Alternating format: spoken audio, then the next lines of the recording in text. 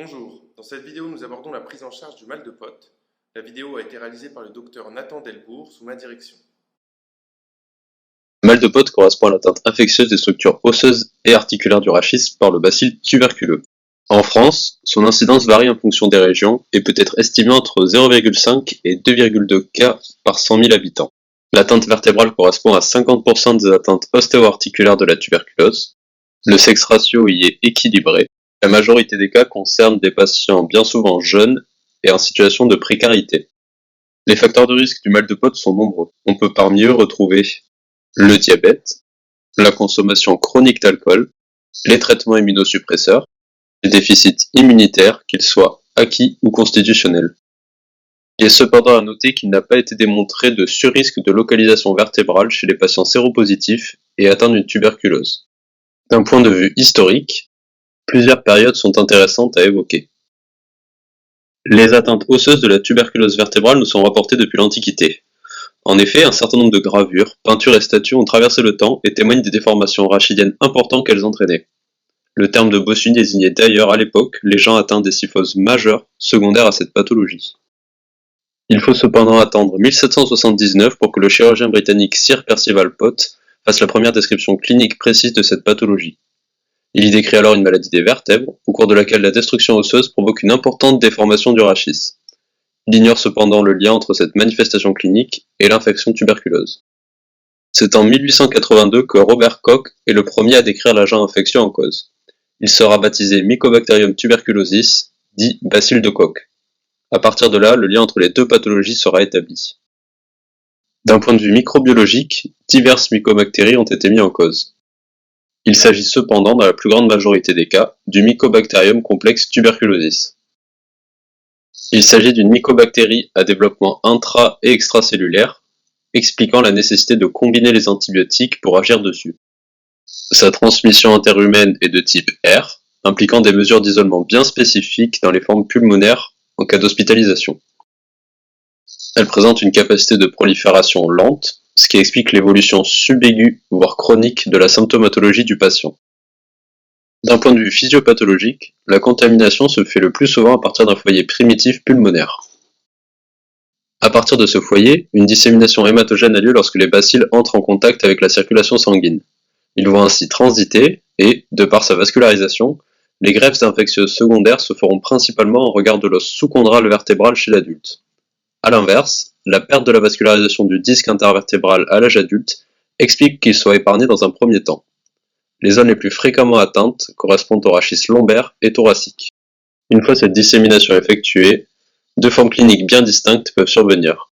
La première forme clinique correspond à la spondylodicite, avec des atteintes similaires et une imagerie similaire au spondylodicite apiogène. Elle correspond à la forme la plus fréquemment retrouvée dans les populations caucasiennes. La deuxième forme clinique rencontrée correspond à la spondylite, qui réalise alors une véritable ostéomyélite vertébrale. C'est la forme la plus spécifique de la tuberculose vertébrale, et cette atteinte se retrouve plus fréquemment chez les populations issues de l'immigration. Ces deux atteintes présentent un mécanisme de dissémination bien différent. Dans le cas de la spondylodicite, l'infection débute à partir de l'os sous-chondral à proximité du disque. De proche en proche, l'infection va gagner le disque intervertébral adjacent. Ceci est permis notamment par l'intermédiaire du ligament vertébral antérieur qui sert de guide à l'infection. On a alors un tableau de 10 sites. Enfin, la propagation va atteindre l'autre vertèbre adjacente pour donner le tableau caractéristique de la spondylodicite. Il est cependant possible que la dicite ainsi que l'atteinte de la deuxième vertèbre aient lieu simultanément. Si l'on s'intéresse maintenant à la spondylite, on va retrouver notre foyer initial en regard de l'os sous-chondral. Le plus fréquemment, le foyer dit centrosomatique, c'est-à-dire au centre de la vertèbre. D'autres points de départ peuvent également être retrouvés, tels que des points de départ pédiculaires ou épineux. Dans un second temps, l'infection va se propager aux vertèbres sus et sous-jacentes. En cas de foyer centrosomatique, la propagation se fera plutôt le long du ligament vertébral antérieur, tandis qu'en cas de foyer en regard de l'arc postérieur, la propagation se fera via les ligaments sus et interépineux. Cette propagation épargne le disque et explique l'atteinte purement osseuse de cette entité clinique. Cliniquement, l'infection tuberculeuse vertébrale évolue bien souvent selon un mode subaigu ou chronique. On retrouve par ordre de fréquence des rachalgies d'horaire inflammatoires, pouvant plus rarement être mécaniques ou mixtes. Une altération de l'état général, avec notamment des sueurs nocturnes devant attirer l'attention du clinicien, et plus rarement des déficits neurologiques secondaires à une compression médulaire ou une compression des racines de la queue de cheval. L'imagerie joue un rôle fondamental dans la démarche diagnostique. Il faut cependant garder en tête l'absence de corrélation radioclinique, avec des déformations souvent importantes, et une absence de retentissement neurologique. La radiographie standard est l'examen de première intention. Cependant, en cas de tableau clinique évocateur ou bien devant un déficit neurologique, la radiographie n'a pas sa place et doit être substituée par une IRM ou un scanner. Les signes radiologiques sont retardés et se traduisent principalement dans le cas de la spondylodicite par un passement discal avec une ostéolyse des plateaux en miroir, et dans le cas de la spondylite, un aspect de géode homogène ou, plus rarement, un aspect d'ostéolyse mitée. Le scanner se positive précocement au cours du processus infectieux. Il est l'examen qui permet l'analyse la plus fine de la destruction osseuse et est donc indispensable au cours de l'exploration.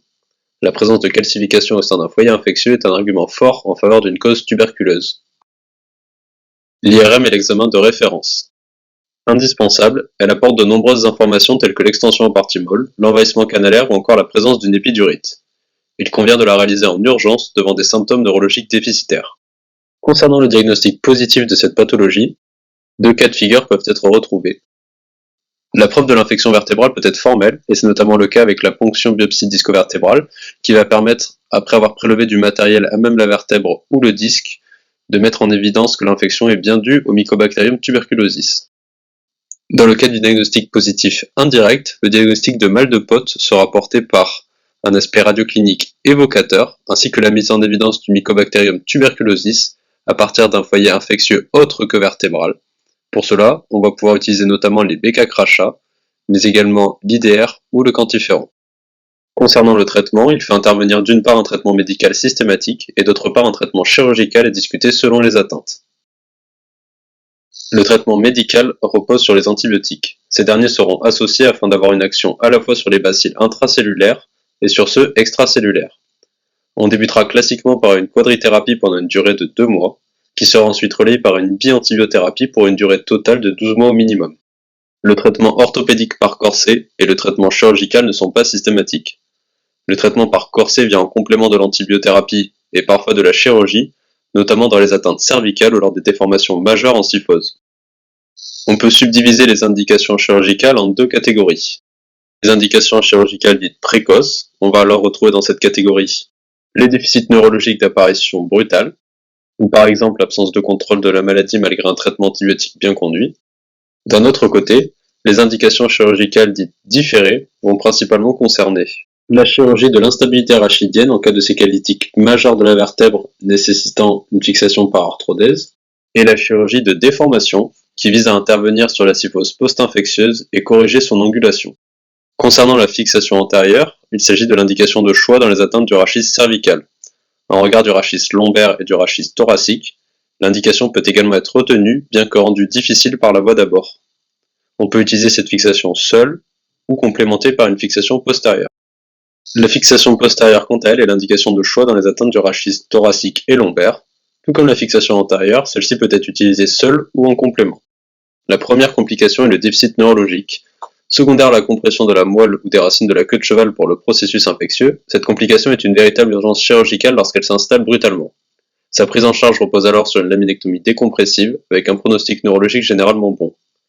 Il conviendra d'être plus prudent et de discuter de son utilité en cas de déficit neurologique d'installation progressif et peu marqué. Dans ce cas-là, le traitement médical suffit dans de nombreux cas. Deuxième complication correspond aux abcès. Très fréquents, ils se retrouvent principalement en paravertébraux entre le corps vertébral en arrière et le ligament vertébral antérieur qui viennent refouler vers l'avant. En lombaire, leur extension se fait classiquement par un envahissement des muscles psoas. La prise en charge chirurgicale n'est pas systématique étant donné la bonne réponse à l'antibiothérapie. La troisième complication correspond à la déformation. Son évaluation repose principalement sur le scanner et les radio-EOS, et elle est une indication de chirurgie à distance, notamment lors des grandes déformations en syphose. La quatrième complication correspond à l'instabilité rachidienne. Au même titre que la déformation, un traitement chirurgical de stabilisation par arthrodèse peut être proposé en cas d'instabilité majeure. Pour conclure, on retiendra donc un agent infectieux majoritairement en cause, le Mycobacterium complex tuberculosis, 2 formats distingués, la spondylite tuberculeuse, typique et correspondant à une ostéomyélite vertébrale, et la spondylodicite lorsque le disque est également atteint. 3 traitements principaux, un traitement antibiotique systématique, un traitement orthopédique à discuter dans certains cas, et enfin un traitement chirurgical à discuter selon la présentation clinique initiale et l'évolution de la pathologie.